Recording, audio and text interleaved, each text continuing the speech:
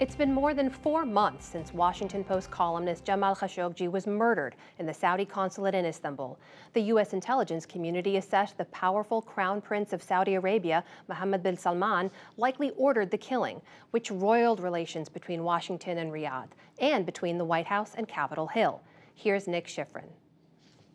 Last night, the New York Times reported that before Khashoggi was murdered, Mohammed bin Salman, known as MBS, was recorded on intercepted communications saying he would, quote, use a bullet on Khashoggi if the writer did not stop his criticism of the Saudi government.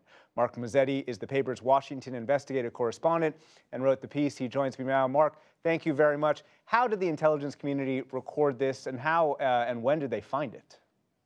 Well, it appears to have come in the routine monitoring that the National Security Agency does of a lot of foreign leaders. They record phone calls, they record emails, and a lot of the times the messages and the communications are just stored for a later date when a policymaker wants information about a world leader or some other more urgent request. So the Khashoggi murder created that reason where the NSA and other intelligence agencies are now going back on years worth of communications, not only on MBS, but of other Saudi leaders to determine their culpability in the crime. And it's my understanding that this conversation came up and was analyzed sometime in the weeks after the killing and was produced in a report in the last month or so.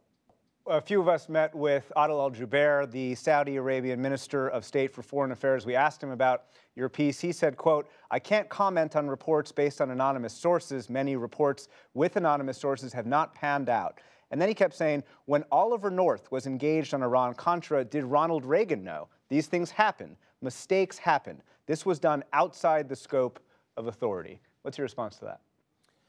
I thought it was a curious analogy to use because after years of investigation, they got pretty close to almost showing that Reagan knew, it seems. But putting that aside, I mean, clearly the strategy from the beginning here is to protect the Crown Prince, isolate him from this, what Jubeir said today was a mistake. Clearly, it was a heinous crime, and it has tarnished the image of Saudi Arabia. And so although the story of the Saudi story has changed over time, it has been consistent in one fact: the Crown Prince knew nothing about it. Mark Mazzetti with the New York Times. Good reporting. Thank you very much. Thank you.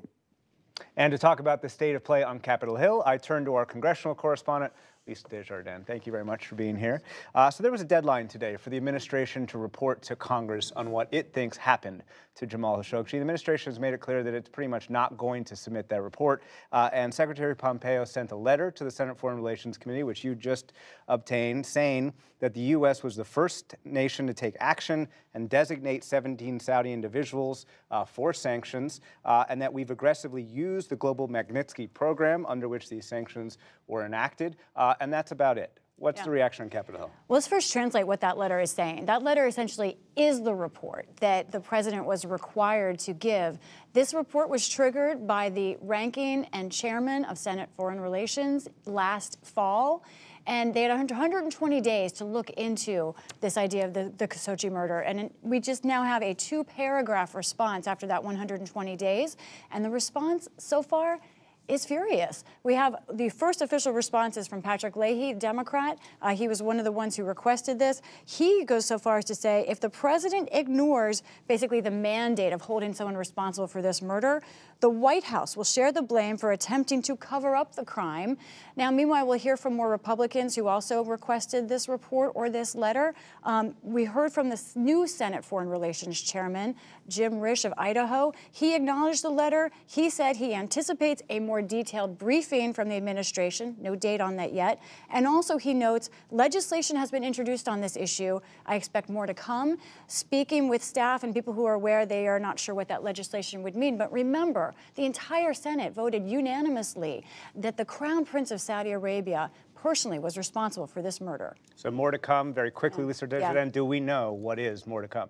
Well, I think we know something next week. The House is expected to vote on a resolution not on this murder, not on the Crown Prince, but on a related issue, Yemen. And we do expect the House to pass a resolution requiring the withdrawal of U.S. forces from Yemen. This is something the Senate passed last year. So this is something that would be action and not just sort of a symbolic passing back and forth of letters. It's something to watch. Lisa Desjardins, thank you very much. You're welcome.